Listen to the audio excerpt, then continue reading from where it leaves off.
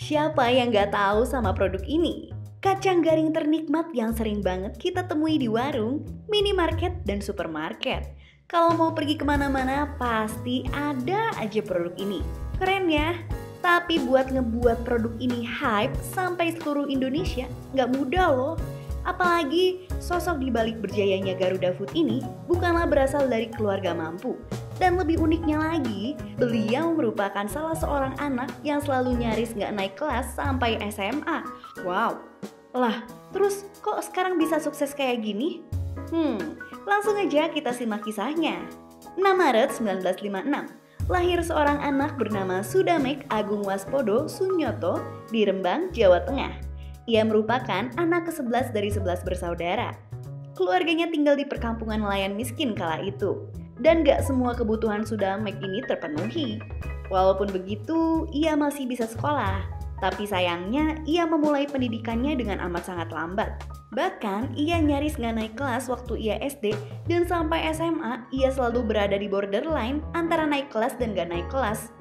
Ya, tapi gak ada asap kalau gak ada api. Ternyata satu hal yang membuat prestasinya lamban adalah ia sering dibully karena namanya yang unik dan latar belakangnya yang kurang mampu kala itu. Apapun alasannya, itu bukanlah hal yang baik.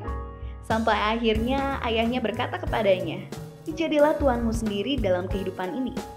Jadi, jangan sampai hidup kamu disetir sama lingkungan, sama perkataan orang. Patuhlah dan tunduk pada diri sendiri. Selulus SMA, Sudamek masuk ke Fakultas Ekonomi di Universitas Kristen Satyawacana Salatiga secara nggak sengaja. Perlahan, ia pun mulai jatuh cinta pada jurusannya ini, dan ia pun berubah dari seorang yang minder menjadi seorang yang percaya diri dan berani berbicara di depan umum.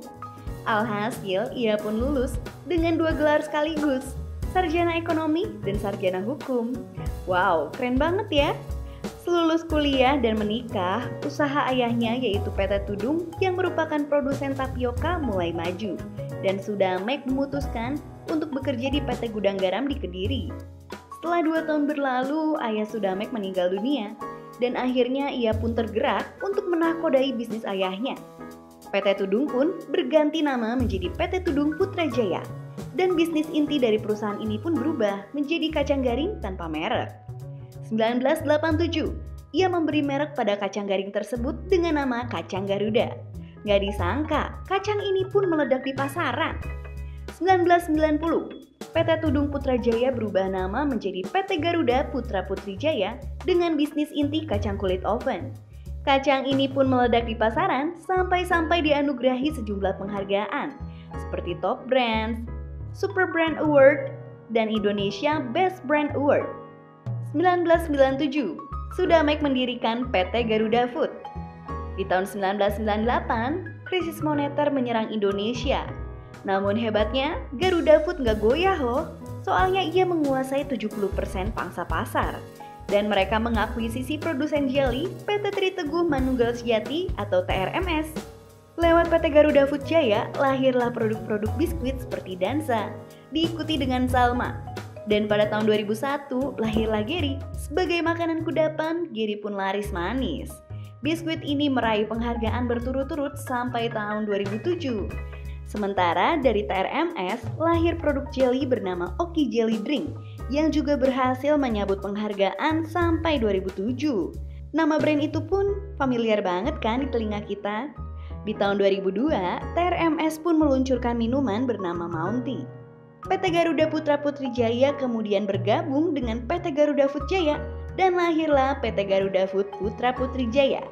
Dari perusahaan itu lahir produk keripik kentang, pisang, singkong, dan kerupuk bermerek Leo.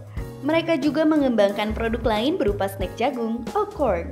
Wow, keren banget ya! Sudamek AWS, dulunya merupakan seorang anak yang minder, seolah gak ada harapan buat masa depannya. Mungkin kamu juga sekarang sedang berada di lembah kehidupan kamu. Gak bisa lihat masa depan, gelap. Tapi ingatlah, selama kamu masih bisa bernafas hari ini, berarti masih ada kesempatan untuk kamu berubah dan jadi lebih baik. Ayo semangat, kalau Sudamek aja bisa, kamu juga pasti bisa loh. Oke deh, segitu aja video dari aku. Semoga menginspirasi ya. Bye-bye.